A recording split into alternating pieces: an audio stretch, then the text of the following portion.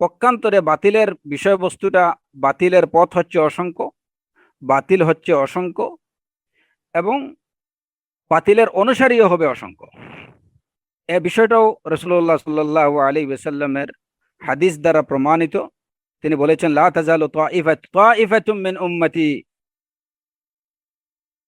আলাল হাক্কি যাহিরিন লা ইয়াদুররুহুম মান খাযালাহুম ওয়ালা মান খালাফাহুম। আমার উম্মতের একটা ছোট্ট দল, লা তাজালু তাইফা, এই ছোট্ট দল, যাহিরিনা আলাল হাক্কি আই কাইমিনা আলাল হক, আমার উম্মতের ছোট্ট একটা দল, এরা হকের উপরে সুপ্রতিষ্ঠিত থাকবে। এবং এই ছোট্ট দলের জন্য সুসংবাদও আছে এই বর্ণনার মধ্যে, লা ইয়াদুররুহুম মান খাযালাহুম ওয়ালা মান খালাফাহুম, যারা তাদের থেকে বিচ্ছিন্ন হয়ে যাবে, যারা তাদেরকে পরিত্যাগ করে চলে যাবে, এরা তাদের কোনো ক্ষতি করতে পারবে না, কিংবা যারা তাদের বিরোধিতা করবে তারা তাদের কোনো ক্ষতি করতে পারবে না। যদিও দলটা ছোট্ট, তাহলে কি বোঝা গেল? যে হক হচ্ছে একটা, হকের পথ হচ্ছে একটা, এবং হকের অনুসারী দল হচ্ছে একটা, এবং সেই দলের অনুসারীদের সংখ্যাও হচ্ছে তাইফা, এরা খুব কম, সংখ্যায় খুবই কম। এবং এই দলের জন্য সুসংবাদ কি? লা ইয়াদুররুহুম মান খাযালাহুম, যারা তাদেরকে ছেড়ে চলে যাবে এরা তাদের কোনো ক্ষতি করতে পারবে না। আপনারা এই বিষয়টা মনে রাখেন। এবং এই হাদিস থেকে কি বোঝা যায়? আরেকটা বিষয় বোঝা যায়, লা ইয়াদুররুহুম মান খাযালাহুম, খাযালা ইয়াখযুলুর অর্থ হচ্ছে পরিত্যাগ করে ছেড়ে চলে যাওয়া। এখন ছেড়ে চলে যেতে হলে বোঝা গেল কি, যে আগে তারা আসবে, আপনার সাথে থাকবে, একটা সময় ওরা আপনার সাথে থাকবে, এক সময় তারা আপনার থেকে চলে যাবে। লা ইয়াদুররুহুম,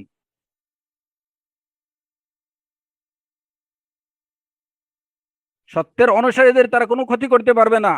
তারা যদি তাদেরকে ছেড়ে চলেও যায়, ওই সমস্ত লোকগুলো, লা ইয়াদুররুহুম, তারা যদি তাদের সত্যের অনুসারীদের বিরোধিতাও করে, লা ইয়াদুররুহুম, কোনো ক্ষতি করতে পারবে না। তাহলে কি বোঝা গেল? সত্যের অনুসারীদের সাথে অনেকগুলো লোক আসতে পারে, জয়েন্ট করতে পারে, এক সময় থাকতে পারে, কিন্তু এক সময় তারা চলে যাবে, সবাই থাকবে না। কারণ হকের উপরে টিকে থাকা এটা বেশ কঠিন কাজ। আসসাবাত আলাল হক, এটা অনেক কঠিন কাজ। হকের পথে চলে আসা যতটুকু সহজ, হকের উপরে টিকে থাকা তার থেকে শতগুণ বেশি কষ্টকর। আসবে ওরা, এদের কাজ হচ্ছে এই দলে ওই দলে সব দলেই একটা ঢু মারা, থাকবে কিছুক্ষণ, এরপরে আপনাকে ছেড়ে চলে যাবে। লা ইয়াদুররুহুম, এতে কোনো অসুবিধা নেই। লা ইয়াদুররুহুম মান খাযালাহুম ওয়ালা মান খালাফাহুম, এইভাবে চলতে থাকবে হাত্তা ইয়াতি আমরুল্লাহ, যে ওই ছোট্ট দলটা তারা সত্যের উপরে সুপ্রতিষ্ঠিত থাকবে। যাহিরিনা আলাল হক, হকের উপরে এরা সুপ্রতিষ্ঠিত থাকবে।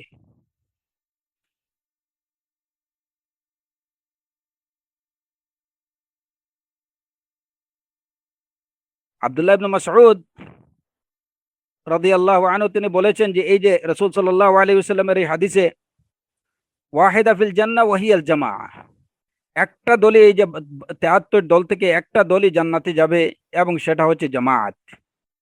অন্য বর্ণনায় যেটা রাসূল সাল্লাল্লাহু আলাইহি ওয়াসাল্লাম বললেন, মা আনা আলাইহি ওয়া আসহাবি, এখানে সুস্পষ্ট যে পথের উপরে আমি আছি এবং আমার সাহাবারা আছেন, সেই পথের অনুসারীরাই হচ্ছে, এরাই জান্নাতের অধিবাসী হবে। জামাত সম্পর্কে আব্দুল্লাহ ইবনে মাসউদ রাদিয়াল্লাহু আনহু বলছেন, ইন্নামাল জামাআহ মা ওয়াফাকা তাআতাল্লাহ ওয়া ইন কুনতা ওয়াহদাক, ওয়া ইন কুনতা ওয়াহদাক,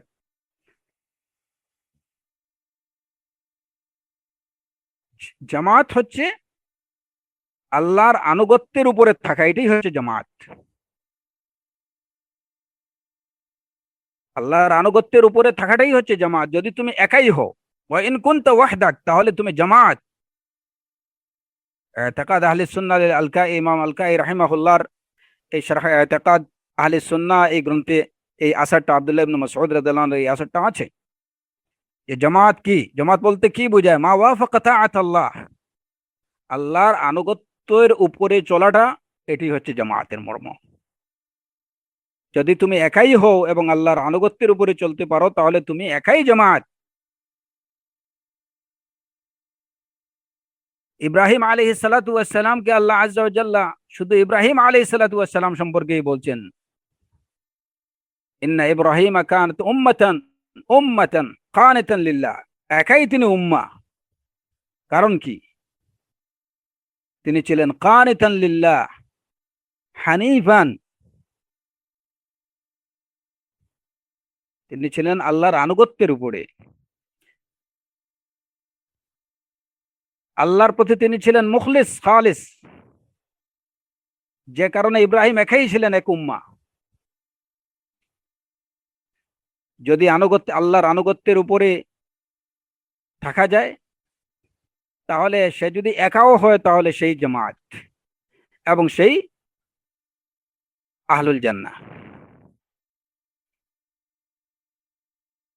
ইমাম ইবনে তাইমিয়া রাহিমাহুল্লাহ বলেছেন, ইন্নাল হক ওয়াহিদ ওয়ালা ইয়াখরুজু আম্মা জাআত বিহি আর-রুসুল ওয়া হুয়া আল-মুওয়াফিক লিসারিহিল আকল। যে হকটা হচ্ছে এক, আর হক কখনো নবী রাসূল আলাইহিমুস সালাতু ওয়াস সালামের নির্দেশনার বাইরে যেতে পারে না। তার মানে কি? রাসূল সাল্লাল্লাহু আলাইহি ওয়াসাল্লামের আনুগত্যের মধ্যেই হচ্ছে হক, আর এবং হকটা হচ্ছে এক, একাধিক না। এবং সবসময় হক কি হয়? আল মুওয়াফিক লিসারিহিল আকল, সুস্পষ্ট বিবেকের বিবেকের বিবেকের অনুযায়ী হয়। হকটা কখনো মানুষের যে মানে সুস্থ বুদ্ধি বা সুস্থ বিবেক যেটা আছে সেই সুস্থ বিবেকের পরিপন্থী কথা বলে না। হকটা সবসময় সুস্থ বিবেক এবং বুদ্ধির পক্ষে কথা বলে। ফিতরাতুল্লাহিল্লাতী ফাতারান নাস আলাইহা, কারণ আল্লাহ আযজা ওয়া জাল্লা মানুষকে যে মৌলিক যে বৈশিষ্ট্য বা স্বভাবের উপরে তৈরি করছেন সেই ফিতরাত হচ্ছে ফিতরাতুল ইসলাম। সুতরাং মানুষের স্বাভাবিক সহজাত বিবেক বুদ্ধি যেটা আছে সত্য সেটার পক্ষেই কথা বলে। কখনো আপনি দিনের মধ্যে এমন কোনো বিষয় পাবেন না যেটা সঠিক বিবেকের পরিপন্থী। কারণ কি? ফিতরাতুল্লাহিল্লাতী ফাতারান নাস আলাইহা।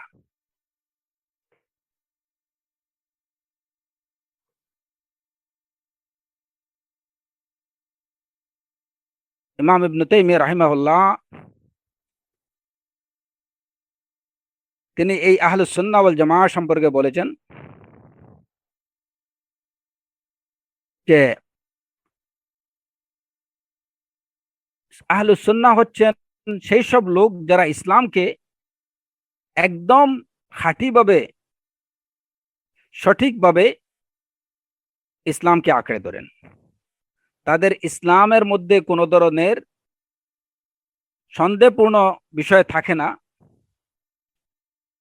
তাদের ইসলামটা হবে একদম সন্দেহ মুক্ত। মানে তাদের ইবাদত বা তাদের দিন অনুসরণ বা তাদের দিন চর্চার মধ্যে ইসলামের সাথে সাংঘর্ষিক বা দিনের সাথে সাংঘর্ষিক, দিনের পরিপন্থী কিংবা সন্দেহজনক কোনো বিষয় থাকবে না। এটা হচ্ছে আহলুস সুন্নাহ ওয়াল জামায়াতের বৈশিষ্ট্য। কারণ কি? যে আহলুস সুন্নাহ ওয়াল জামায়াত তারা সবসময় দলিলের অনুসরণ করেন এবং সেই দলিলটা হচ্ছে কোরআন এবং সুন্নাতু রাসূলিল্লাহি সাল্লাল্লাহু আলাইহি ওয়াসাল্লাম। যে কারণে তাদের আমল বা তাদের আচার, তাদের ইবাদা, তাদের অনুশীলন, দিনের অনুশীলন চর্চার মধ্যে কোনো ধরনের সন্দেহযুক্ত কোনো বিষয় থাকে না। সব ধরনের মানে সন্দেহের ঊর্ধ্বে থাকে তাদের দিনের বিষয়গুলো, তাদের ইবাদত, তাদের আমল, তাদের ইলম, তাদের আখলাক, সব মিলে তাদের দিনটা হয় সম্পূর্ণরূপে সন্দেহ মুক্ত। যে কারণে আহলুস সুন্নাহ ওয়াল জামাআহ এদের মধ্যেই আছেন সিদ্দিকুন, শুহাদা, সালেহুন, এবং তারাই হচ্ছেন আত-তাইফা আল মানসুরা। তো আহলুস সুন্নাহ ওয়াল জামাআর বৈশিষ্ট্য হচ্ছে এই বিষয়টাও, এই নুকতাটাও ভালো করে জেনে রাখা দরকার, যে যাদের দিন পালনের মধ্যে বা যাদের দিনের মধ্যে দিনের কোনো বিষয়েই কোনো ধরনের শক এবং শুবা থাকবে না, তাদের কোনো কাজের মধ্যে সন্দেহপূর্ণ কোনো বিষয় আপনি দেখবেন না, এরাই হচ্ছেন আহলুস সুন্নাহ ওয়াল জামাআহ। সিদ্দিকুন, শুহাদা, সালেহুন, এরা তো প্রত্যেকেই এরা আহলুস সুন্নাহ ওয়াল জামাআহ। কারণ কি? তারা কোরআন ইত্তেবা দলিলের অনুসরণ করেন এবং সেই দলিলের অনুসরণ কিভাবে করেন? যেভাবে তাদেরকে রাসূলুল্লাহ সাল্লাল্লাহু আলাইহি ওয়াসাল্লাম শিক্ষা দিয়ে গেছেন ঠিক সেভাবেই।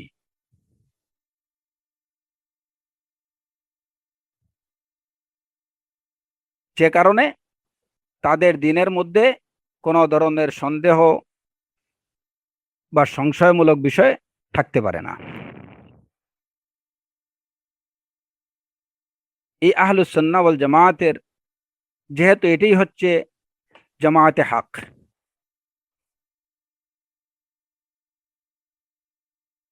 এবং হক শব্দের অর্থ হচ্ছে অবধারিত, সুনিশ্চিত বা সুপ্রতিষ্ঠিত বিষয়।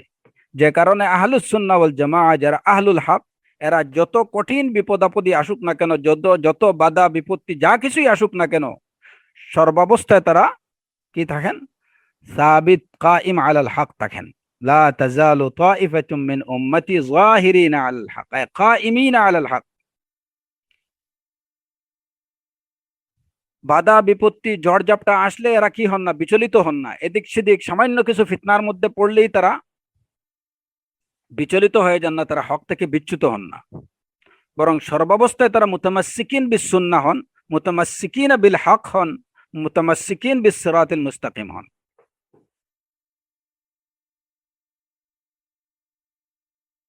কারণ তারা জানেন যে জান্নাতে এমনিতে এমনিতে যাওয়া যাবে না। দিনের উপরে থাকতে হলে বিভিন্ন ফিতান, বিভিন্ন মাসাইব, শাদাইদ মোকাবেলা করতে হবে। আম হাসিবতুম আন তাদখুলুল জান্নাহ ওয়ালাম্মা ইয়াতিকুম মাসালুল লাযিনা খালাউ মিন ক্বাবলিকুম মাসসাতহুমুল বা'সাউ ওয়াদ-দাররাউ ওয়া যুলজিলু হাত্তা ইয়াকুলার রাসূলু ওয়াল্লাযিনা আমানু মা'আহু মাতা নাসরুল্লাহ আলা ইন্না নাসরাল্লাহি করিব। বা'সা, দাররা, বিভিন্ন কষ্ট, বিভিন্ন সমস্যা, এইগুলা তাদেরকে যখন পৌঁছায়, তখন রাসূল এবং মুমিনগণ তারা বলেন মাতা নাসরুল্লাহ, আল্লাহ সাহায্য কখন আসবে সেই অপেক্ষায় তারা থাকেন। আল্লাহ আযজা ওয়া জাল্লা জানিয়ে দিচ্ছেন তাদেরকে, আলা ইন্না নাসরাল্লাহি করিব, জেনে রাখো আল্লাহ সাহায্য অতি নিকটে।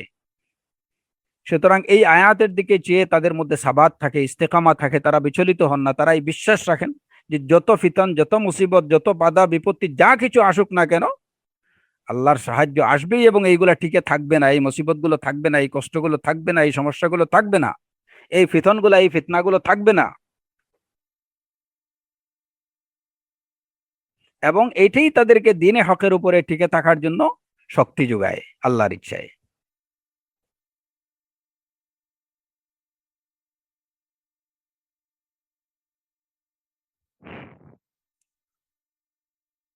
তো এই পর্যন্ত আলোচনা গেল। তৃতীয় ধাপে আমরা যে বিষয়টা নিয়ে আলোচনা করতে চাই,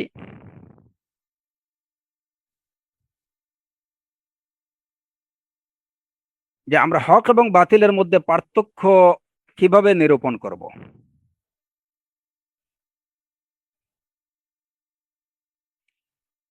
হক এবং বাতিলের মধ্যে পার্থক্য কিভাবে নিরূপণ করব। আচ্ছা, এখানে এর আগে একটা বিষয় আমরা বলে রাখি, যে ইতিমধ্যে যে আলোচনা আমরা করলাম, যে সিরাত তিন ধরনের: সিরাত আল মুনআম আলাইহিম, সিরাতুল মাগদুব আলাইহিম এবং সিরাতুদ দাল্লিন। সিরাতুল মাগদুব আলাইহিম বা ইহুদিদের এবং তাদের বৈশিষ্ট্য যাদের মধ্যে আছে, তাদের অনুসৃত পথের বৈশিষ্ট্য হলো যে তারা জেনে শুনে দাম্ভিকতার কারণে সত্যকে প্রত্যাখ্যান করবে। আচ্ছা, এবং এদের আরেকটা বৈশিষ্ট্য হলো আল্লুবসু ওয়াল খিতমান। আল্লুবসু ওয়াল খিতমান, লুবস এবং খিতমানের অর্থ হলো এই যে এই ইহুদিদের বৈশিষ্ট্য সম্পর্কে আল্লাহ আযজা ওয়া জাল্লা কোরআনে কারীমে বলছেন যে এদের দুইটা বৈশিষ্ট্য, একটা হলো দিনের বিষয়ে মিশ্রণ করা, সত্যের সাথে মিথ্যাকে সংমিশ্রিত করা, আরেকটা হচ্ছে খিতমান, সত্যকে গোপন করা। আমরা ইতিমধ্যে আলোচনা করেছি যে দিন জানার দাবি রাখে যে সমস্ত লোক, তাদের মধ্যে সেই মাগদুব আলাইহিমের বৈশিষ্ট্য আছে, এবং একই সাথে তাদের এই যে দুইটা বৈশিষ্ট্য, যে সত্যকে মিথ্যার সাথে মিশ্রিত করা এবং সত্যকে জেনে শুনে সত্যকে গোপন করা, এই বৈশিষ্ট্যগুলো কিন্তু এই উম্মতের মধ্যে, দিন জানা কিছু লোকের মধ্যে এই বৈশিষ্ট্য আছে।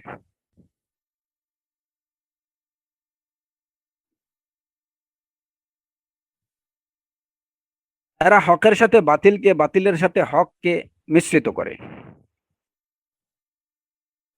আহলুস সুন্নাহ ওয়াল জামাতের বৈশিষ্ট্য হলো যে তাদের হক সবসময় পিওর থাকে, ওইটার মধ্যে কোনো বাতিলের সংমিশ্রণ কোনোভাবেই হয় না।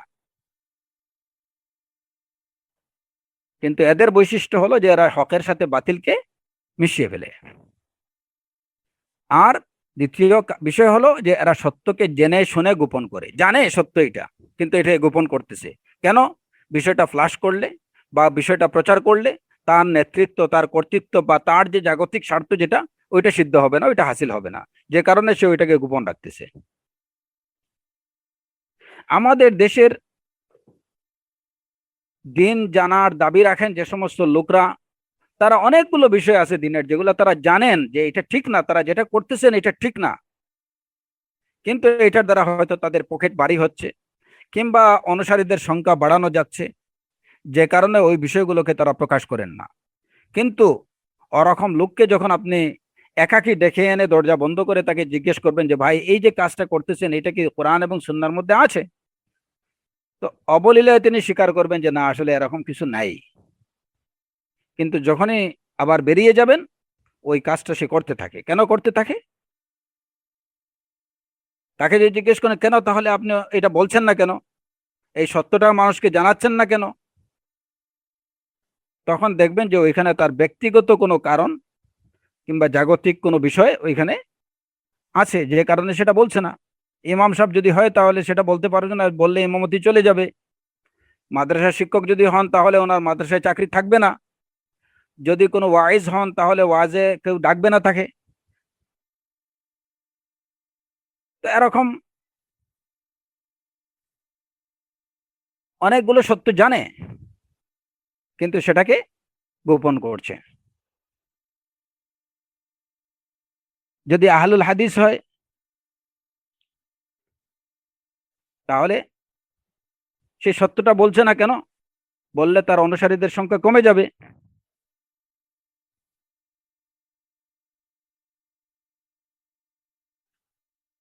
এরকম এই বৈশিষ্ট্যগুলো, সত্যকে গোপন করার বৈশিষ্ট্য যেমন আছে, তেমনি সত্য এবং মিথ্যাকে একত্রিত করার, মিশ্রিত করার এই স্বভাবটুকু তাদের মধ্যে আছে। আমাদের সমাজে এরকম লোকের কোনো অভাব নেই।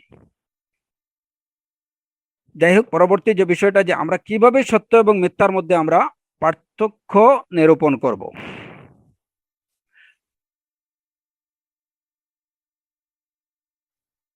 আল্লাহ সুবহানাহু ওয়া তাআলা যখন আমাদেরকে সত্যের পথ দেখাইছেন, তখন একই সাথে তিনি আমাদেরকে সত্য, হক এবং বাতিলের, যদিও আমি বারবার এই সত্য এবং মিথ্যা বলছি, কিন্তু আসলে শব্দটা হবে হক এবং বাতিল। হক এবং বাতিলের মধ্যে পার্থক্য নিরূপণের জন্য, হক এবং বাতিলের মধ্যে, এবং একই সাথে আহলুল হক এবং আহলুল বাতিলের মধ্যে পার্থক্য নিরূপণ করারও কিছু মাপকাঠি তিনি আমাদেরকে জানিয়ে দিয়েছেন।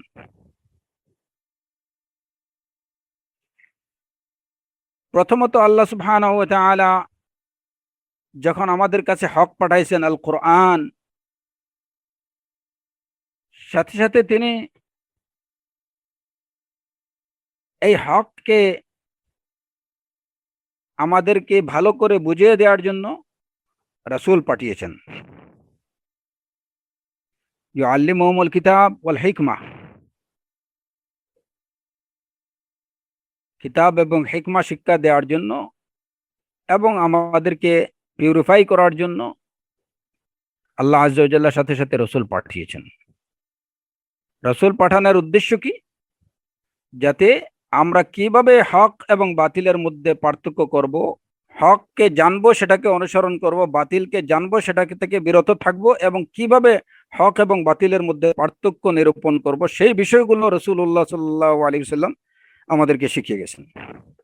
আর সেই শেখানোর জন্যই আল্লাহ আযজা ওয়া জাল্লা রাসূলুল্লাহ সাল্লাল্লাহু আলাইহি ওয়াসাল্লামকে আম্বিয়া এবং রাসূল আলাইহিস সালাতু ওয়াস সালামকে পাঠিয়েছেন। এটা হলো মূল কথা। এটা আল্লাহ আযজা ওয়া জাল্লার অপার অনুগ্রহ আমাদের প্রতি। কোরআনে কারীম এটি হচ্ছে প্রথমত আল ফুরকান, হক এবং বাতিলের মধ্যে পার্থক্য নিরূপণকারী সবচেয়ে বড় যে বিষয় বা যে বস্তু সেটা হচ্ছে কোরআনে কারীম,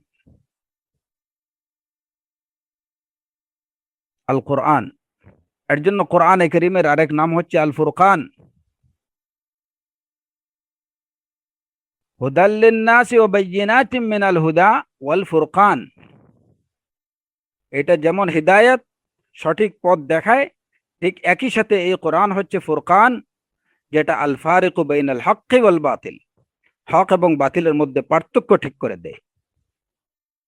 এরপরে রাসূলুল্লাহ সাল্লাল্লাহু আলাইহি ওয়াসাল্লাম একদম বাস্তবে তিনি আমাদেরকে হক এবং বাতিলের পার্থক্য তার উম্মাকে তিনি দেখিয়ে গেছেন, শিখিয়ে গেছেন। এই বিষয়গুলো হচ্ছে নি'মা মিনাল্লাহি আযজা ওয়া জাল, আল্লাহর পক্ষ থেকে এই উম্মতের প্রতি নি'মা। কোরআন এবং সুন্নাহ থেকে হক এবং বাতিলের মধ্যে পার্থক্য নির্ধারণের জন্য উলামায়ে কেরাম বেশ কিছু বিষয় বৈশিষ্ট্য নির্ধারণ করেছেন,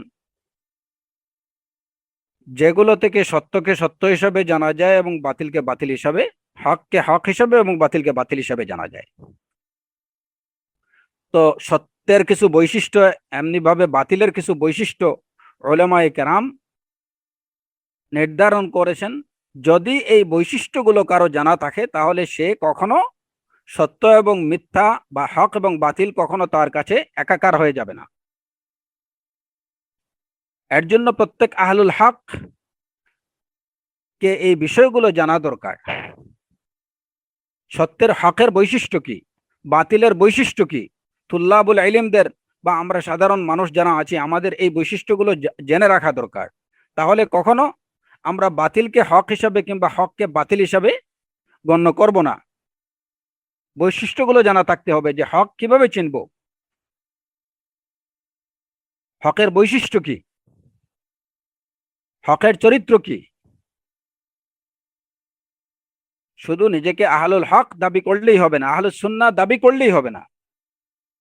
আহলুস সুন্নাহ হওয়ার জন্য যে বিষয়গুলো জানা দরকার, যে বিষয়গুলোর ইলম থাকা দরকার, সেগুলো আপনার মধ্যে থাকতে হবে, নতুবা পদস্খলনের সম্ভাবনা থেকে যায়। এই কারণে উলামায়ে কেরাম কিছু বিশেষ বৈশিষ্ট্য তারা নির্ধারণ করে গেছেন, যেগুলো দ্বারা সহজে হককে হক হিসাবে এবং বাতিলকে বাতিল হিসাবে সহজে চেনা যেতে পারে। এইসব বৈশিষ্ট্যের মধ্যে যেমন একটা বৈশিষ্ট্য হলো, বেশ কিছু বৈশিষ্ট্য আছে, এর মধ্যে একটা বৈশিষ্ট্য হলো যে যেটা আমরা ইতিমধ্যে আলোচনা করেছি, যে হক সব সময় একটা হয়, এটা কখনো একাধিক হয় না। এই এই এই বৈশিষ্ট্য বা এই নুকতাটা মনে রাখা দরকার।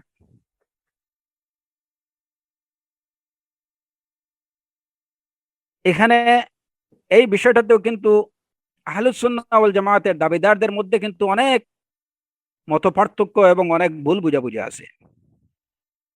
যেমন অনেকেই বলেন হ্যাঁ এটাও ঠিক, এটাও ঠিক, আপনার বুকের উপরে হাত বাঁধা এটাও ঠিক, নাভির নিচে হাত বাঁধা এটাও ঠিক, আমিন জুড়ে বলাও ঠিক আছে, আস্তে বলাও ঠিক আছে, না বলাও ঠিক আছে। কিন্তু হকটা কোনটা, এই কথাটা, তাদের এই কথাটা, এটা কি আসলে ঠিক? যদি আপনি এই কায়দাটা বা এই মূলনীতি যদি আপনার জানা থাকে যে হকের বৈশিষ্ট্য হচ্ছে যে একটা বিষয়ে হক সব সময় একাধিক হয় না, একটাই হয়, একই বিষয়ে হক একটা হয়, তাহলে আপনি এই সমস্ত কথা দ্বারা প্রতারিত হবেন না। প্রতিনিয়ত আমাদের সমাজে এই এই সমস্ত ডায়লগ গুলো শোনা যায় যে আপনারা এটা করেন এটাও ঠিক আছে, এটা করেন এটাও ঠিক আছে। আর সবই ঠিক হয় কিভাবে? একটা বিষয়ে সব ঠিক হতে পারে না। তাহলে বুঝতে হবে যে এই কথাটাই হচ্ছে বাতিল, হক একটাই। যে সুন্নাহ কোনটা? সুন্নাহ একটাই হবে। তবে হ্যাঁ, যদি প্রশ্ন আসে যে ওইটা করলে ওইটা জায়েজ না না জায়েজ, ওইটা করলে আমার সালাত আদায় হবে কি হবে না, সেটা ভিন্ন বিষয়। কিন্তু যদি বলেন যে এই বিষয়ে রসুল সাল্লাল্লাহু আলাইহি ওয়াসাল্লামের সুন্নাহ কোনটা, তাহলে বেশিরভাগ ক্ষেত্রে হক একটাই হবে, ইল্লা মাশা আল্লাহ। কিছু কিছু ফিকহি ফুরুই বিষয়, ফিকহি কিছু আনুষঙ্গিক বিষয়ে রাসূল সাল্লাল্লাহু আলাইহি ওয়াসাল্লাম একই বিষয়, সেটা উম্মতের জন্য সহজ করে দেওয়ার জন্য তিনি কিছু কাজ আমল করেছেন। কখনো এটা করেছেন, কখনো এটা ওইটা করেছেন, এইভাবে করেছেন, কখনো ওইভাবে করেছেন, ওইটা কখনো এটা করেছেন, কখনো এটা ছেড়ে দিয়েছেন। এর অর্থ এটুকু না যে একই বিষয়ে হক একাধিক। যদি রাসূলুল্লাহ সাল্লাল্লাহু আলাইহি ওয়াসাল্লাম কখনো একটা আমল করে থাকেন, কখনো ছেড়ে থাকেন, তাহলে এই জায়গাতে হক একটাই, যে এই আমলটা কখনো করা এবং কখনো ছাড়া দুইটাই ঠিক। করাটা কখনো করা কখনো ছাড়া, এটাই হচ্ছে হক। এটার উপরে মুয়াজাবাত করা যাবে না। এরকম কিছু বিষয় এক্সেপশন ছাড়া সাধারণত দিনের মধ্যে হক যত বিষয় আছে সেই হক বিষয়গুলো একই হয়, এটা একাধিক হয় না। যখন আপনি শুনবেন যে এরকমের কথা, যে এটাও ঠিক ওইটাও ঠিক, তাহলে বুঝতে হবে যে এটি হচ্ছে বাতিলের আলামত বা বাতিলের বৈশিষ্ট্য। আবার এই এই কথাটাও আছে আমাদের সমাজে প্রচলিত যে সব হক শুধু আপনার কাছেই, আর কারো কাছে নেই। আপনি এটা ভাবেন কিভাবে? সব সব হক সবার কাছেই হক আছে, কিছু না কিছু থাকতে পারে। এটাও হচ্ছে আরেকটা শয়তানের ওয়াসওয়াসামূলক কথা। হক যার কাছেই থাকুক, যদি সেটা এক হয়, একটা হয়, তাহলে সেটা হক। আপনার কাছে যেটা হক, যদি ওইটা প্রকৃত অর্থে হক হয়ে থাকে, তাহলে সেটা আমার কাছেও হক, সেটা দুনিয়ার সব মুসলিমের কাছেই হক। কিন্তু আপনার কাছে হক এক রূপে এক আঙ্গিকে থাকবে, আমার কাছে সেই হক ভিন্ন আঙ্গিকে থাকবে, এটা হতে পারে না।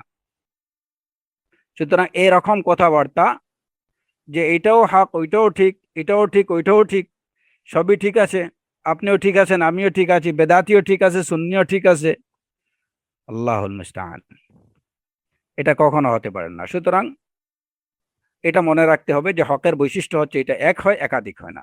দ্বিতীয় বিষয় হলো হকের বৈশিষ্ট্য, যে কখনো কেউ যদি হককে লঙ্ঘন করে, তাহলে তার পরবর্তী ঠিকানা হচ্ছে বাতিল।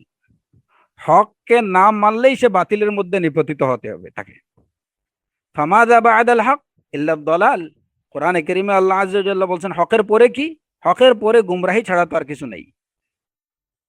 সুতরাং মধ্যখানে কোনো অবস্থা নেই।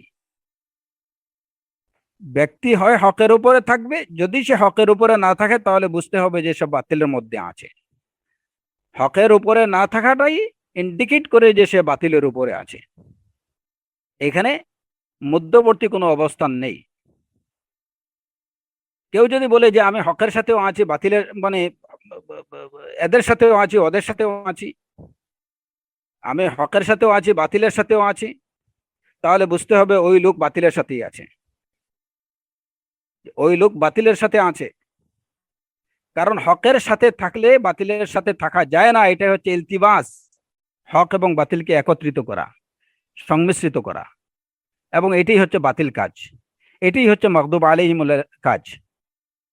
হকের তৃতীয় বৈশিষ্ট্য হচ্ছে যে হকের যে দলিলটা হবে, হকের পক্ষে যে দলিলটা হবে, এই দলিলটা হবে কি? বিশুদ্ধ। আর এই দলিল দিয়ে যে বিষয়ে দলিল উপস্থাপন করা হচ্ছে সেই বিষয়ে দলিল উপস্থাপনটাও হবে বিশুদ্ধ। অর্থাৎ এটাকে বলা হয় সিহাতুদ দলিল এবং সিহাতুল ইস্তিদলাল। এটা হচ্ছে হকের বৈশিষ্ট্য।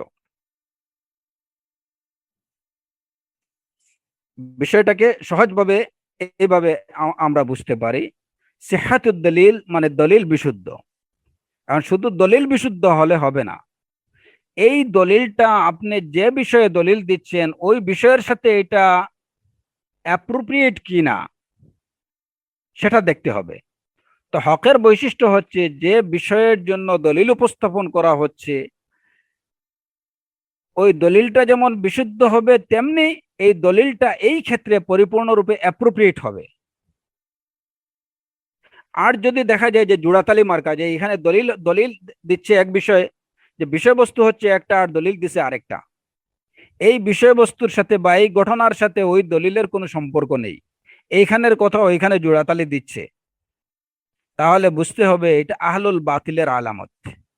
যেমন আজকাল দেখা যায় যে অনেক ইয়াংদের মধ্যে আছে, কিংবা কিছু বয়স্ক লোকদের মধ্যেও আছে, যারা দিন নিয়ে পড়াশোনা করে তাদের মধ্যে এই এই খাসলত বা এই স্বভাবটা আরো বেশি মহামারী আকারে দেখা দিচ্ছে, যে এরা বিভিন্ন ওলামা কেরামদের কথাবার্তা কাটছাট করে এনে তার যেখানে তার হাওয়া বা তার তার প্রবৃত্তি অনুযায়ী, তার ডিজায়ার অনুযায়ী ওইটাকে এখানে ফিট করতেছে।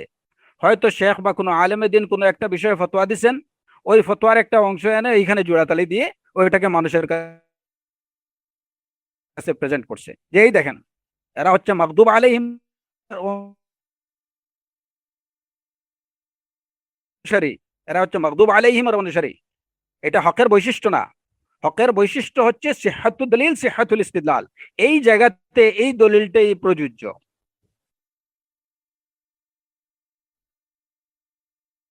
যেমন দেখেন আহলুল বাতিলরা, তারা কোরআনে কারীমের এই আয়াত এই যে কুল বিফাদলিল্লাহি ওয়া বিরহমাতিহি ফাবিযালিকা ফালইফরাহু হুয়া খায়রুম মিম্মা ইয়াজমাউন, তারা ঈদে মিলাদুন নবীর পক্ষে এই আয়াতকে দলিল হিসেবে উপস্থাপন করে।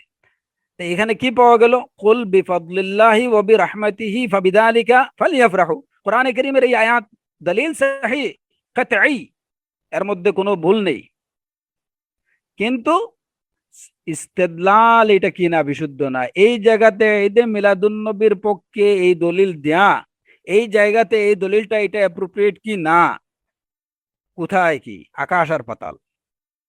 তো ওইটাকে এনে এখানে ফালিয়াফরাহু, যে তোমরা আনন্দ করো বিফদলিল্লাহ, আল্লাহর অনুগ্রহ যখন পাইছো তোমরা খুশি হও, তো তারা ঈদে মিলাদুন নবী পালন করে। ওই দলিলটা এই জায়গায় এটা যে আদৌ প্রযোজ্য না, এইটা হয়তো তারা জেনে শুনেও কি করতেছে, উপেক্ষা করে যাচ্ছে, কিংবা তারা হয়তো এটা বুঝতেছেই না। এর জন্য সত্যের পরিচয় বা বৈশিষ্ট্য হলো যে সত্যের পক্ষে যে দলিলটা থাকবে, হকের পক্ষে যে দলিলটা, দলিলটা বিশুদ্ধ হবে, এবং এই দলিলটাকে যে বিষয় দলিল হিসেবে উপস্থাপনা করতে হচ্ছে ওই বিষয়বস্তুটাও, বিষয়বস্তুর জন্য এই দলিলটা শতভাগ প্রযোজ্য হবে। এটাকে বলা হয় সিহাতুদ দলিল এবং সিহাতুল ইস্তিদলাল। চতুর্থ বৈশিষ্ট্য হচ্ছে যে হক কখন একটা হকের সাথে সাংঘর্ষিক হয় না। আপনি এমন কোন দুটো বিষয়ে হক পাবেন না যে একটা আরেকটার সাথে সাংঘর্ষিক। যখনই দেখবেন যে দুইটা বিষয় হক এবং পরস্পর সাংঘর্ষিক, তাহলে বুঝতে হবে যে দুইটা থেকে একটা হক না। এটা কোনোভাবে সম্ভব না যে একই উৎস থেকে হক আসতেছে অথচ একটা আরেকটার সাথে সাংঘর্ষিক হবে না। আপনি আপনি দুইটা অর্ডার পাস করছেন, দেখা গেল যে আপনার দুইটা অর্ডার একই সাথে দুইটা দুইটা অর্ডার সাংঘর্ষিক, তো আল্লাহ আযজা ওয়া জাল তার থেকে হক এসেছে। সুতরাং এই হকের মধ্যে দুইটা হকের হকের বিষয়গুলো, যে বিষয়গুলো হক, বিষয়গুলো কখনো পারস্পরিক সাংঘর্ষিক হতে পারে না। শেখুল ইসলাম ইবনে তাইমিয়া রাহিমাহুল্লাহ এই বিষয়ে বলেছেন যে আল আদিল্লাতু সাদিকা লা তাতাআররাদু মাদলুলাতুহা, সঠিক দলিলগুলো তার মদলুলাতের বিষয়বস্তুর ক্ষেত্রে কি হতে পারে না, পারস্পরিক। এবং এ বিষয়ে ইমাম ইবনুল কাইয়্যিম রাহিমাহুল্লাহ বলেছেন হুজাজুল্লাহি লা তাতাআরাদ ওয়া আদিল্লাতু শারঈ লা তাতানাকাদ ওয়াল হাক্কু ইউসাদ্দিকু বা'দুহু বা'দা, যে আল্লাহর প্রমাণাদিগুলো এটা পরস্পর সাংঘর্ষিক হয় না, শরীয়তের দলিলগুলো কখনো পরস্পর বিরোধী হয় না, বরং হক একটা আরেকটাকে কি করে সমর্থন করে, একটা আরেকটার সম্পূরক হয়, একটা আরেকটাকে সত্যায়ন করে। আল হক ইউসাদ্দিকু বা'দুহু বা'দা, এটি হচ্ছে সত্যের বৈশিষ্ট্য। সুতরাং যখন আপনি দেখবেন এর বিপরীত কিছু, তখনই বুঝতে হবে যে এর মধ্যে একটা বাতিল। সত্যের আরেকটা বৈশিষ্ট্য হলো, এই সত্যের ক্ষেত্রে যে বিশুদ্ধ যে দলিলগুলো থাকবে, যদি আপনার কাছে বাহ্যিকভাবে মনে হয় যে এই দলিলগুলো সাংঘর্ষিক, যদিও বাহ্যিকভাবে মনে হয় এগুলা সাংঘর্ষিক, তাহলে আপনাকে এই দলিলগুলোর মধ্যে সমন্বয়ের চেষ্টা করতে হবে, এই দলিলগুলোর মধ্যে সমন্বয় সাধনের চেষ্টা করতে হবে। শরীয়তের বিশুদ্ধ দলিলগুলোকে একটাকে আরেকটার মুখোমুখি দাঁড় করানো যাবে না। প্রথম কথা হলো যে সত্য দলিলগুলো কখনো একটা আরেকটার মুখোমুখি হওয়ার প্রশ্নই আসে না, কারণ এগুলা কখনো সাংঘর্ষিক না। কিন্তু নিজেদের ইলমের স্বল্পতার কারণে কিংবা অজ্ঞতার কারণে যদি মনে হয় আমার কাছে যে এই দুইটা দলিল কি আছে, যে দুইটা দলিলে আমি একই রকম বক্তব্য পাচ্ছি না, কিছুটা ভিন্নতা পাচ্ছি, সেই ক্ষেত্রে অবশ্যই আহলুল হকরা কি করেন, এই দলিলগুলোর মধ্যে সমন্বয় তৈরি করেন। তো এই বিষয়টা, এটা হচ্ছে আসলে আহলুল হকের বৈশিষ্ট্য, এবং হক বিষয়ের সাথে কিভাবে ডিল করতে হয় তারই একটা যেভাবে ডিল করতে হয় সেই বিষয়গুলোর মধ্যে একটা বিষয় হলো যে হকের বিষয়গুলো বা হক যে সহি আদিল্লাগুলো আছে, সেই আদিল্লাগুলোকে যদি কখনো সাংঘর্ষিক মনে হয় বা একটার সাথে আরেকটার বাহ্যিক মিল পাওয়া না যায়, তাহলে এই ক্ষেত্রে অবশ্যই এগুলোর মধ্যে সমন্বয় সাধনের চেষ্টা করতে হবে। কিন্তু একটা দলিলকে আরেকটা দলিলের, একটা সঠিক সাহি দলিলকে আরেকটা সাহি দলিলের বিপরীতে দাঁড় করানো যাবে না। যেমন এর উদাহরণ দেখেন, কোরআনে কারীমে আল্লাহ আজ্জা ওয়া জাল বলেছেন, ফালানাসআলান্নাল্লাযীনা উরসিলা ইলাইহিম ওয়ালা নাসআলান্নাল মুরসালিন, অবশ্যই আমি যাদের প্রতি রাসূল পাঠানো হয়েছে তাদেরকে আমি অবশ্যই জিজ্ঞেস করব, ওয়ালা নাসআলান্নাল মুরসালিন, এবং অবশ্যই আমি রাসূলদেরকেও জিজ্ঞেস করব। তো এই আয়াত দ্বারা কি বোঝা গেল, আল্লাহ আজ্জা ওয়া জাল বলছেন যে অবশ্যই তিনি যাদের প্রতি নবী রাসূল পাঠানো হয়েছে তাদেরকেও জিজ্ঞেস করবেন, তারাও জিজ্ঞাসিত হবেন এবং রাসূলরাও জিজ্ঞাসিত হবেন ইয়াউমাল কিয়ামা। ফালানাসআলান্নাল্লাযীনা উরসিলা ইলাইহিম ওয়ালা নাসআলান্নাল মুরসালিন। আবার দেখা যায় অপরদিকে কোরআনে কারীমের অন্য আয়াতে আল্লাহ আযজা ওয়া জাল্লা বলছেন, ফায়াউমা ইযিল লা ইউসআলু আন যামবিহি ইনসুন ওয়ালা জান, আজকের দিনে কোনো মানুষ অথবা কোনো জিনকে তার গুনাহ সম্পর্কে, তার পাপ সম্পর্কে জিজ্ঞেস করা হবে না। এখন বাহ্যিকভাবে কি দেখা গেল, দুইটাই কিন্তু কোরআনে কারীমের আয়াত, দলিল সাহিহ, আদিল্লা সাহিহা। ফালানাসআলান্নাল্লাযীনা উরসিলা ইলাইহিম ওয়ালা নাসআলান্নাল মুরসালিন। এই আয়াত থেকে জানা গেল ইয়াউমাল কিয়ামাহ আল্লাহ আযজা ওয়া জাল্লা নবী রাসূলদের উম্মতকেও জিজ্ঞাসা, আল্লাহ আযজা ওয়া জাল্লা বলেছেন যে আজকে জিজ্ঞাসা করা হবে না, লা ইউসআলু আন যামবিহি ইনসুন ওয়ালা জান। পারস্পরিক সাংঘর্ষিক মনে হচ্ছে। আহলুল হকটা কি করেন এই ক্ষেত্রে, এইগুলার মধ্যে একটা আয়াতকে আরেকটা আয়াতের বিপরীতে দাঁড় করায় দেন না, নতুবা এই জায়গাটাতেই দেখা যাবে যে যদি ফিকহে দিন না থাকে, উলামায়ে কেরামদের থেকে কেউ যদি দিন না শিখে থাকে, তাহলে এরকম আয়াতগুলো তার জন্য তার পথভ্রষ্টতা, তার বিপদগামী হওয়ার কারণ হবে। যে কোরআনের মধ্যে সাংঘর্ষিক আয়াত, যে আল্লাহ আযজা ওয়া জাল্লা যে কোরআনে তিনি বলছেন যে কাউকে জিজ্ঞেস করা হবে না, কোনো মানুষ কোনো বা জিনকে জিজ্ঞেস করা হবে না। আবার তিনিই বলছেন অবশ্যই তিনি রসুলদেরকেও জিজ্ঞেস করবেন, যাদের প্রতি রসুলকে পাঠানো হয়েছে তাদেরকেও জিজ্ঞেস করবেন। তো এটা কেমন কথা? কোরআনের মধ্যে সাংঘর্ষিক বক্তব্য, এই জায়গাতেই তার ইমান বিনষ্ট হয়ে যাওয়ার কারণ হয়। সুতরাং এই ইলম, এই ফিকহ গুলো, এগুলো জানতে হবে উলামাদের থেকে। এগুলা ঘরে বসে আর এগুলা গুগল সার্চ করে শেখা হবে না।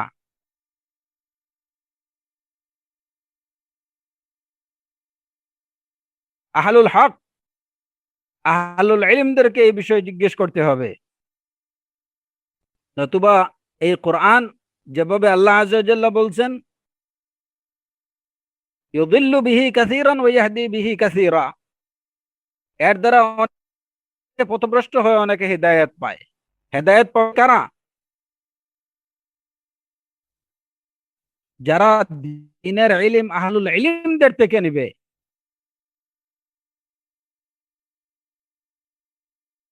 যেখান থেকে নেয়া দরকার সেখান থেকে নেবে। এই আয়াতগুলোর মধ্যে যে আহলুল হকরা তারা কি করেন, যে এর মধ্যে সমন্বয়, তারা সমন্বয় তৈরি করেন। যেহেতু কোরআনে কারীমের আয়াত, এটা কখনো কি হতে পারে না, সাংঘর্ষিক হতে পারে না, একটার বক্তব্য আরেকটা বক্তব্যের সাথে সাংঘর্ষিক হতে পারে না। বাহ্যিকভাবে আমাদের না বুঝার কারণে হয়তো কারো কারো চোখে এটা সাংঘর্ষিক মনে হচ্ছে। তাহলে সমন্বয়টা কোন জায়গায়? সমন্বয় হচ্ছে যে দুই জায়গাতে, ফালানাস আলান্নাল্লাযীনা উরসিলা ইলাইহিম ওয়া লানাসআলান্নাল, এই সওয়ালটা জিজ্ঞেস করা হবে। এই সওয়ালটা কি ধরনের সওয়াল? এই সওয়াল আর জিজ্ঞেস করা হবে না, এটা কোন ধরনের, কোন বিষয়ে জিজ্ঞেস করা হবে না, এই দুটা বিষয় কিন্তু এক না। জিজ্ঞেস করা হবে তাকরীর ওয়া তাওবীখ।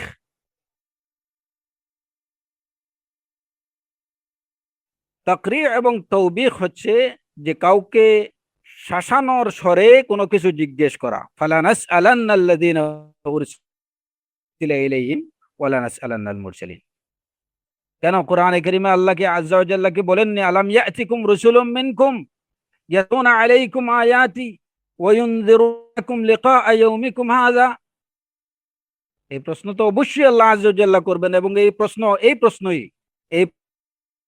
প্রশ্ন আলাম ইয়াতিকুম, তোমাদের কাছে কি আসেননি, এটা জানার জন্য এই প্রশ্ন করবেন না আল্লাহ আযজা ওয়া জাল্লা, বরঞ্চ কি ডাটানোর সুরে, যে নবী পাঠাইছি, নবী তোমাদের কাছে আমার আয়াতগুলো পড়ে শোনাইছেন, আমার পথ তোমাদেরকে দেখিয়েছেন, তারপরেও তোমরা কি কেন সত্যের পথ অনুসরণ, হকের পথ অনুসরণ করলে না?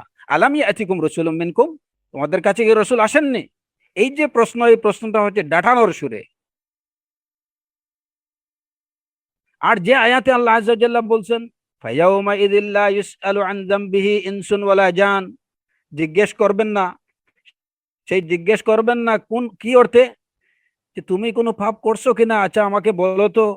ওই জানার জন্য কাউকে জিজ্ঞেস করার প্রয়োজন আল্লাহর হবে না, কারণ তিনি সবকিছু জানেন, সবকিছু লিপিবদ্ধ আছে, সবকিছু মাহফুজ, সবকিছু তোমার নামায়ে আমলের মধ্যে কি আছে, সংরক্ষিত আছে। আল্লাহর জানার প্রয়োজন নেই, আল্লাহ সবকিছু আলিমুম বিযাতিস সুদূর, সবকিছু তিনি জানেন। সুতরাং ইয়াউমাল কিয়ামা কোনো জিন বা কোনো মানুষকে, যে সে কোনো, তুমি কোনো পাপ কাজ করছো, জানার জন্য কোনো প্রশ্ন করা হবে না। প্রশ্ন যেটা করা হবে সেটা হবে তৌবিখ।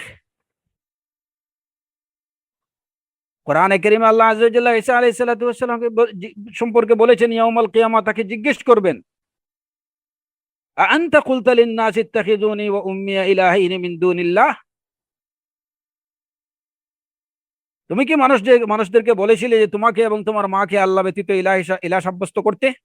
আনতা কুল, আল্লাহ আযজা ওয়া জাল্লা জানেন, এটা জানার জন্য প্রশ্ন করছেন না।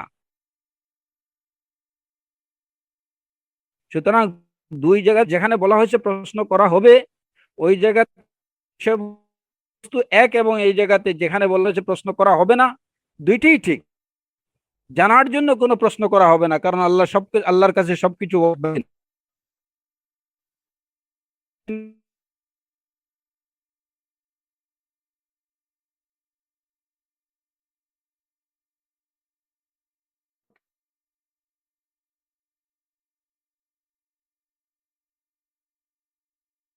তার কাছে জানা, তার কাছে কোনো কিছু গোপন এবং তাদের উপরে হুজ্জা কায়েমের।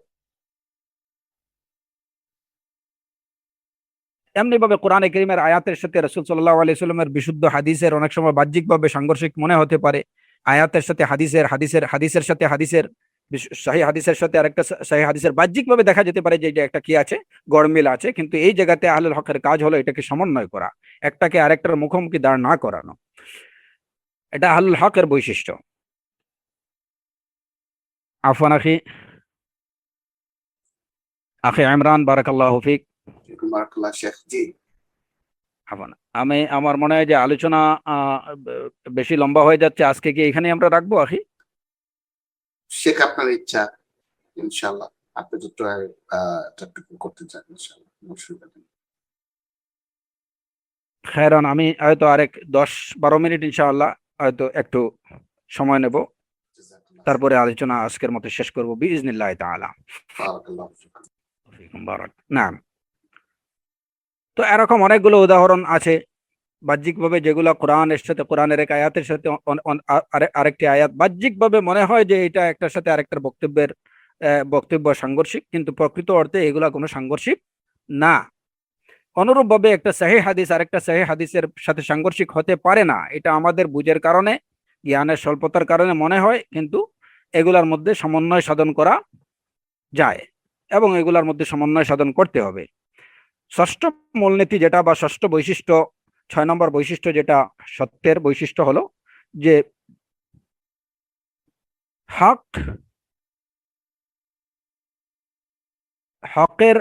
কখনো কোনো ব্যক্তি দ্বারা হক নির্ণয় হয় না, ব্যক্তির দ্বারা হক নির্ণীত হয় না, বরঞ্চ হকের দ্বারা ব্যক্তির হক্কানিয়ত নির্ধারিত হয়। একজন ব্যক্তি তিনি সত্যের উপরে আছেন কিনা সেই বিষয়টা হকের দ্বারা নির্ণীত হবে, কিন্তু একজন ব্যক্তি বলেছেন তাই বলে এটা হক হবে, এটা কখনো হবে না। এটা হচ্ছে হকের অন্যতম বৈশিষ্ট্য। আল হক লা ইউরাফুল হক্কু বির রিজাল ওয়ালাকিন্নার রিজাল ইউরাফুনা বিল হক। ব্যক্তি দ্বারা সত্যকে পরিমাপ করা যাবে না, বরঞ্চ সত্য দ্বারা ব্যক্তিকে পরিমাপ করতে হবে।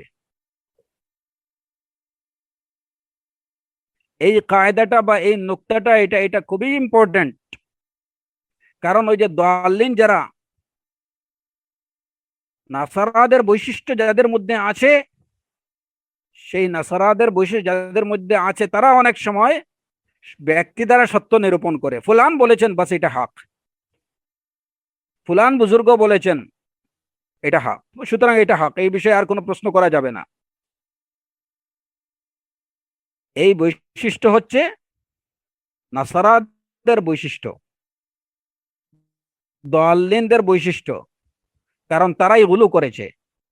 হক আসবে আল্লাহর পক্ষ থেকে, হক কোনো ব্যক্তি থেকে আসবে না। ইত্তাখাযু আহবারাহুম ওয়া রুহবানাহুম আরবাবাম মিন দুনিল্লাহ,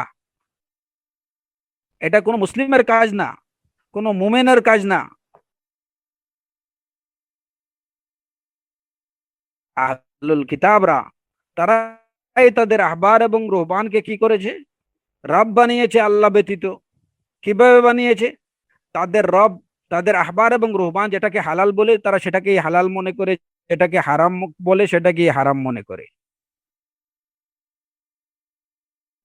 তাদের আহবার রহমান গুলো যদি কোনো হারাম বিষয়কে হালাল কোনো মানে হারাম ঘোষণা করে, তাহলে তারা সেটাকে হারাম মনে করে।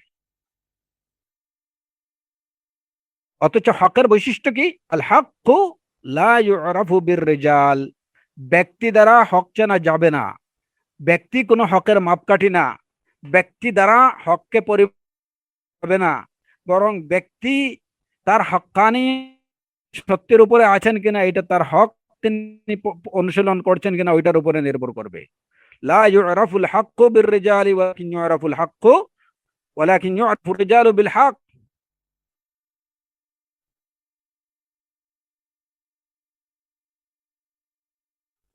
হক একমাত্র এক ব্যক্তির মধ্যেই সীমাবদ্ধ। তিনি হলেন মুহাম্মদুর রাসূলুল্লাহ সাল্লাল্লাহু আলাইহি ওয়াসাল্লাম। এবং তার মধ্যেও হক সীমাবদ্ধ কি কারণে? যে তিনি মুহাম্মদ ইবনু আব্দুল্লাহ হিসেবে না, বরং তিনি মুহাম্মদুর রাসূলুল্লাহ হিসাবে। তো যেখানে মুহাম্মদ ইবনু আব্দুল্লাহ হিসেবে তার কাছে কিনা হক মুনহাসির না, হক সীমাবদ্ধ না, বরং মুহাম্মদ আল্লাহর রসুল হিসাবে ব্যক্তির মধ্যে, মানুষের মধ্যে অনুরূপভাবে পূর্ববর্তী নবী রসুল যারা, তাদের মধ্যে হক সীমাবদ্ধ ছিল। কারণ কি? তারা আল্লাহর মনোনীত এবং আল্লাহর প্রেরিত ব্যক্তি ছিলেন। তাদের হক আসার কারণে হক তাদের মধ্যে, মানুষের মধ্যে একমাত্র নবী রসুলদের কাছে এই হক সীমাবদ্ধ ছিল। যদি আমরা বলি কোনো ব্যক্তি হকের প্রতীক, হকের প্রতীক, তাহলে সেই ব্যক্তি হবেন কোন নবী অথবা কোন রাসূল। সুতরাং কোন ব্যক্তিকে যদি হকের প্রতীক বলতে হয়, তাহলে সেই ব্যক্তি হচ্ছেন একমাত্র রাসূলুল্লাহ সাল্লাল্লাহু আলাইহি ওয়াসাল্লাম। কারণ কি? লা ইয়ানতিকু আনিল হাওয়া ইন হুয়া ইল্লা ওয়াহয়ুন ইউহা। রাসূলুল্লাহ সাল্লাল্লাহু আলাইহি ওয়াসাল্লাম তিনি তার হাওয়া থেকে, তিনি তার প্রবৃত্তি থেকে কোনো কথা বলেন না, নিজের মন গড়া কোনো কথা বলেন না। তিনি যা বলেন ইন হুয়া ইল্লা ওয়াহয়ুন ইউহা, তিনি যা বলেন সবই হচ্ছে ওয়াহি, যেটা তার প্রতি আল্লাহ আযজা ওয়া জাল্লা নাজিল করে থাকেন। সুতরাং রাসূল সাল্লাল্লাহু আলাইহি ওয়াসাল্লাম ব্যতীত দুনিয়ার কোনো ব্যক্তি, তিনি যত বড় আল্লামা হন, যত বড় মুহাদ্দিস হন, যত বড় মুফাসসির, যত বড় ফাকিহ হন, যত বড় মুজাদ্দিদ কেন, তিনি হকের প্রতীক না, হকের প্রতীক হতে পারেন না। হক তার মধ্যে সীমাবদ্ধ থাকতে পারে, যে তার মুখ থেকে উচ্চারিত হয়েছে যে কারণে এটা হক। লা আবাদান, এটাই হচ্ছে গুলু। আর এই গুলুর কারণেই অনেক লোক ধ্বংস হয়েছে।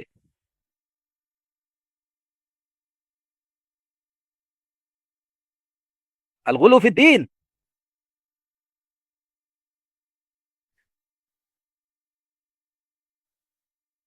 যাকে যে অবস্থানে রাখা দরকার তাকে সেই অবস্থান, শায়েখদের তাদেরকে তাদের যে পজিশন,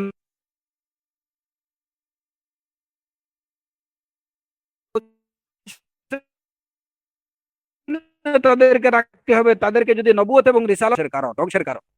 কিন্তু এই প্রবণতাগুলো কিছু লোকদের মধ্যে প্রচন্ডভাবে দেখা যাচ্ছে, যে তারা উলামা এবং মাশায়েখদের নাম বিক্রি করে, উলামা এবং মাশায়েখদেরকে তারা এমন একটা অবস্থানে নিয়ে যাচ্ছে যে তাদের কথা হয়, যেমন তারা আহবার এবং রুহবান, ইহুদি এবং খ্রিস্টানদের মতো এই উলামা এবং মাশায়েখদেরকে আহবার এবং রুহবান বানায় ফেলতেছে।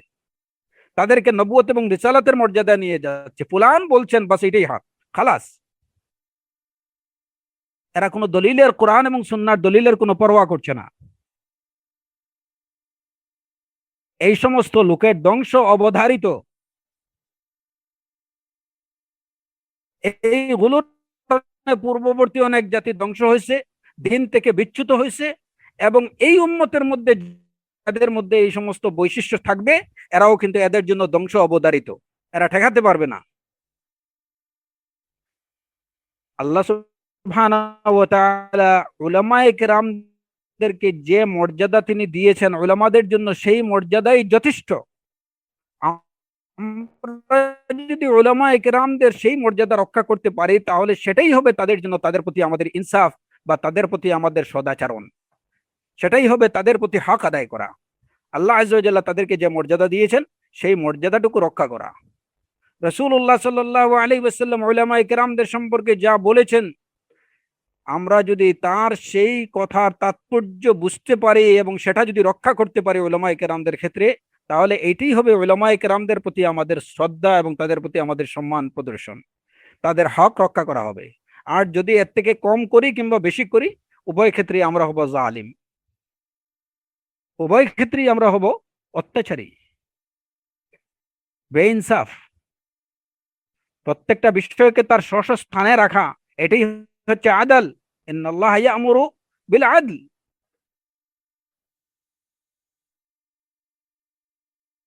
মূল কথা এটা একদম মনে রাখতে হবে আমাদের।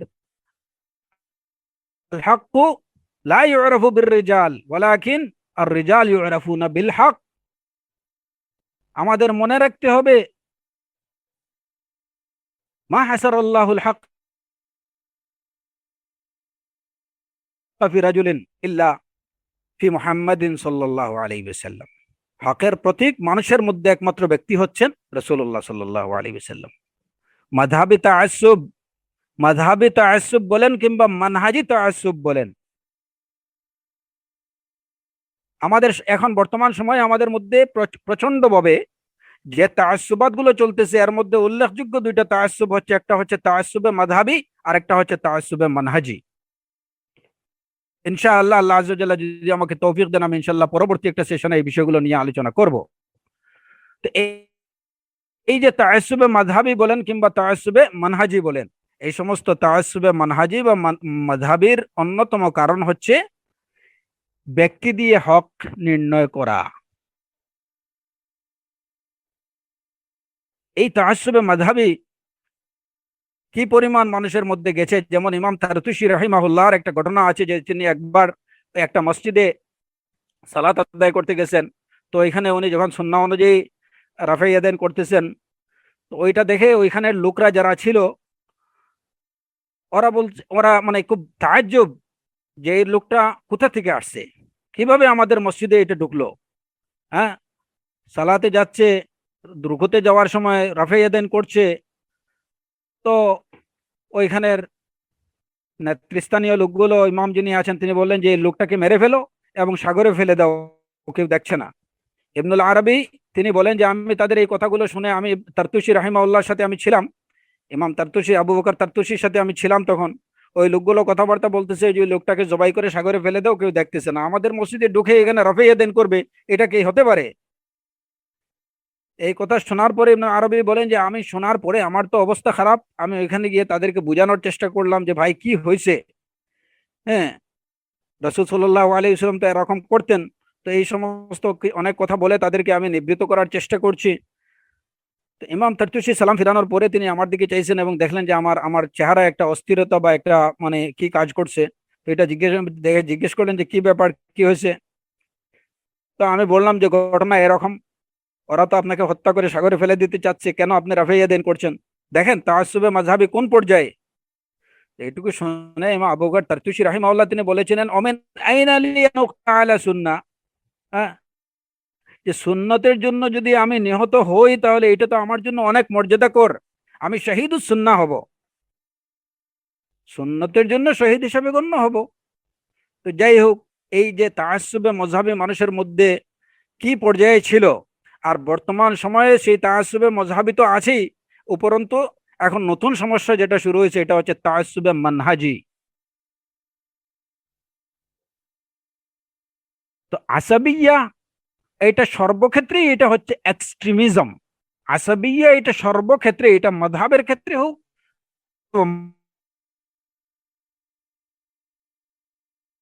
ক্ষেত্রে হোক। কিভাবে সেটা বিদ্দিল, আল্লাহ যদি তৌফিক দেন পরবর্তী একটা সেশনে এই বিষয়গুলো আলোচনা করব। এখানে একটা জায়গা আমি আবার বলে রাখি, এই যে ইমাম আবু বকর তারতুশি রাহিমাহুল্লাহ যখন তিনি বললেন মিন আইন আলী আন উক্তালা আলা সুন্নাহ, যে এটা তো আমার জন্য অনেক সৌভাগ্যের বিষয় হবে যে আমি সুন্নাহর জন্য নিহত যদি হই, হ্যাঁ, যে আমি শহীদুস সুন্নাহ হব। তো এই কথা থেকে কেউ যেন এটুকু মনে না করেন যে হ্যাঁ ঠিক আছে, তাহলে যে কোনো মসজিদে গিয়ে আমি জোরে আমিন বলবো, মানুষ ওইখানে পিটে যদি আমাকে রক্তাক্ত করে দেয় তাহলে এটা খারাপ কি? আমি এখানে কি হলাম? মিন আইন আলী আন উক্তালা আলা সুন্নাহ, সুন্নতের উপরে যদি আমি মার খাই, সুন্নতের জন্য যদি আমি রক্তাক্ত হই, সুন্নতের জন্য যদি আমি নিহত হই, তাহলে এটা তো আমার জন্য সৌভাগ্য। দলিল কি? ইমাম আবু বকর তারতুশি তো বলছেন। হ্যাঁ, এই জায়গাগুলোতেই ফিকহ বুঝতে হবে, শুধু নস পড়ে আর কি শুনে এটার উপরে আমল করা যাবে না। আপনি শহীদ হবেন সুন্নতের জন্য,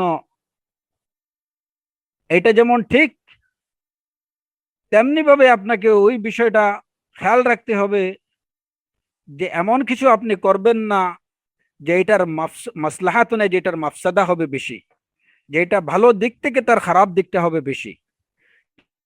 কারণে কোনো ছোট্ট বিষয়ে ছোট্ট একটা সুন্নাহ অনুসরণের জন্য, যে সুন্নাহটা আপনার জন্য ওয়াজিব না, যেটা সুন্নাহ, ওইটার কারণে যদি আপনি সমাজে একটা বড় ফিতনা তৈরি করে দেন, এরকম কোনো কাজ আপনি করবেন না।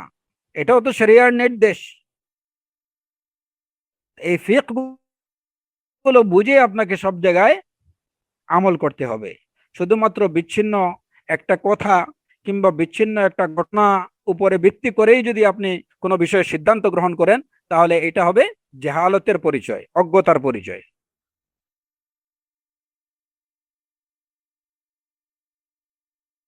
এখন এই বিষয়ে আরেকটা কথা আছে, যখন আমরা বলি যে হক কোনো ব্যক্তি দ্বারা নির্ণীত হয় না, তাহলে আমাদের এইটুকু বলার অধিকার আছে নি যে উলামারা এবং আমরা সবাই সমান? যে হক তো হকই, আল হক লা ইউরাফু বির রিজাল। তাহলে উলামারা যেমন আমরাও তেমন। অনেকের মধ্যে এই ধরনের প্রশ্ন দেখা দিতে পারে, লা ও আলফুকাল্লা, এই ধরনের ভুল ধারণার পোষণের কোনো সুযোগ নেই। কারণ দেখেন, রাসূলুল্লাহ সাল্লাল্লাহু আলাইহি ওয়াসাল্লাম তিনিও বাশার, তিনিও মানুষ, এবং আমরাও মানুষ। তাই বলে কি আমরা এবং রাসূলুল্লাহ সাল্লাল্লাহু আলাইহি ওয়াসাল্লাম সবাই সমান মর্যাদার দিক থেকে? কোন মুসলমান তো এই প্রশ্ন বা এই প্রশ্ন তার মাথার মধ্যেই নিয়ে আসতে পারবে না। এটা তার ধারণার অতীত। যদিও দুইজনেই বাশার, দুইজনেই মানুষ, কিন্তু শাত্তানা বাইনা রাসূলুল্লাহ, শাত্তানা বাইনা রাসূলিল্লাহি ওয়া বাইনা আম্মাতিন নাস, সাধারণ মানুষ আর রাসূল সাল্লাল্লাহু আলাইহি ওয়াসাল্লামের মধ্যে যে পার্থক্য, কি পার্থক্য, সেটা আকাশ এবং জমিন যদি বলা হয় সেটাও তো কম হবে। এমনি ভাবে ব্যক্তির দ্বারা সত্য নির্ধারিত হবে না, এর অর্থ এটুকু না যে উলামায়ে কেরাম এবং সাধারণ মানুষ সবাই সমান। উলামায়ে কেরাম এবং তালিবুল ইলম সবাই সমান, উলামায়ে কেরাম এবং দুআত সবাই সমান, তালিবুল ইলম এবং দুআত সবাই সমান, এরকম ভাবার কোনো অবকাশ নেই। কারণ আল্লাহ আযজা ওয়া জাল আমাদেরকে নির্দেশ দিয়েছেন, ফাস আযজিকির কে জিজ্ঞেস করো। এই আহলুল ইলমদের সম্পর্কে, উলামায়ে কেরামদের সম্পর্কে আল্লাহ আযজা ওয়া জাল্লা তাদেরকে আমরা জানি না, তাদেরকে যে বিষয়গুলো আমরা দিয়েছেন, ফাস আলু আহলা যিকর।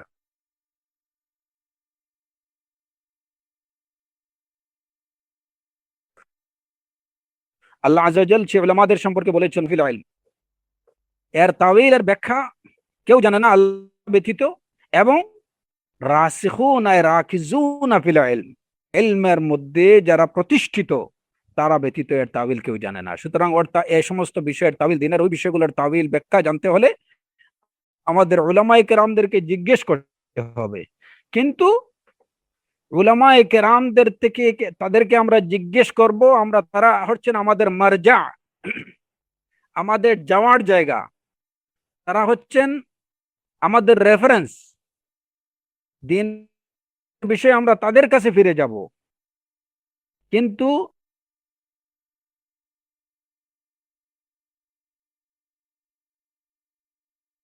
এর কাছ থেকে কি নিয়ে আসব? দলিল জানার জন্য তাদের কাছে যাব, তাদের থেকে দলিল নিয়ে আসব। দ্বীনের ফিকহ, আল্লাহ আযজা ওয়া জাল্লা কি বলেছেন, রাসূলুল্লাহ সাল্লাল্লাহু আলাইহি ওয়াসাল্লাম কি বলেছেন, সেই বিষয়টা আমরা তাদের কাছ থেকে নিয়ে আসব। তাদের ব্যক্তিগত কোনো মত কিংবা তাদের ব্যক্তিগত কোনো ফতোয়া লা ইউকবাল, কখনো গ্রহণযোগ্য হবে না। তাদের ব্যক্তিগত কোনো অভিমত, তাদের ব্যক্তিগত ফতোয়া দিনের বিষয়ে, এটা কিভাবে গ্রহণযোগ্য হবে, যেখানে আল্লাহ আযজা ওয়া জাল্লা রাসূলুল্লাহ সাল্লাল্লাহু আলাইহি ওয়াসাল্লামকে নির্দেশ দিচ্ছেন, ইত্তাবি মা ইউহা ইলাইকা মির রাব্বিক, আপনি সেই বিষয়ের অনুসরণ করুন যে বিষয়ে আপনার রবের পক্ষ থেকে আপনার নাযিল করা হচ্ছে। রাসূলুল্লাহ সাল্লাল্লাহু আলাইহি ওয়াসাল্লামকে ওয়াহির নির্দেশ অনুসরণের নির্দেশ দেওয়া হয়েছে, তিনি যেন ওয়াহির অনুসরণ করেন, ওয়াহির বাইরে তিনি যাওয়ার তার কোনো ক্ষমতা নেই। সুতরাং কোন আলেমের তার ব্যক্তিগত কোনো অভিমত, ব্যক্তিগত কোনো ফতোয়া, এইটার জন্য আমরা তারা আমাদের মার্জা না, আমরা তাদের কাছে প্রত্যাবর্তন করি, তাদের কাছে যাই, তাদেরকে জিজ্ঞেস করব দলিল জানার জন্য যে এই বিষয়ে কোরআনে কারীমে আল্লাহ আযজা ওয়া জাল্লা কি বলেছেন, এই বিষয়ে রাসূলুল্লাহ সাল্লাল্লাহু আলাইহি ওয়াসাল্লাম কি বলেছেন, আপনারা আমাদের সেই বিষয়টা জানেন। ফাসআলু আহলা যিকর ইন কুনতুম লা তা'লামুন, যদি তোমরা না জানো, কি না জানো, দিনের ওই বিষয়টা যদি না জানো, ওই বিষয়ের দলিল যদি তুমি না জানো, তাদেরকে জিজ্ঞেস করো, তারা কোরআন এবং সুন্নাহ থেকে তারা বলবেন, এবং তারা ফাওকার রাসি ওয়াল আইন। সপ্তম যে বিষয়টা হচ্ছে, মূলনীতিটা হচ্ছে, এটাও কিন্তু একটা, এই জায়গাতে একটা সমস্যা আছে যে আমাদের কবুল করতে হবে সত্যটাকে। এই কথা যেমন সত্য, কিন্তু এখানে আরেকটা বিষয় আছে যে অনেকেই আমরা সাধারণভাবে বলি যে যেখানে সত্য পাবে সেটাকে গ্রহণ করবে। সত্যকে অবশ্যই আমরা গ্রহণ করব, কিন্তু যেখান থেকেই সত্য পাবে ওইখান থেকেই সত্য গ্রহণ করবে। এই কথা, ওই ব্যাখ্যাগুলো আমরা না জানি, তাহলে সেটাও কিন্তু আমাদের পথভ্রষ্টতার কারণ হতে পারে। তো ইনশাআল্লাহ এই বিষয়গুলো নিয়ে ইনশাআল্লাহ আমি হয়তো পরবর্তী একটা সেশনে আল্লাহ আযজা ওয়া জাল্লা যদি তৌফিক দেন আলোচনা করব বিইজনিল্লাহি তাআলা। আর আজকের আলোচনা আমরা এখানেই শেষ করছি। আল্লাহ সুবহানাহু ওয়া তাআলা আমাদের হককে হক হিসাবে দেখার, জানার, বোঝার তৌফিক দিন, এবং হকের উপরে আমল করার তৌফিক দিন, বাতিলকে জানার তৌফিক দিন।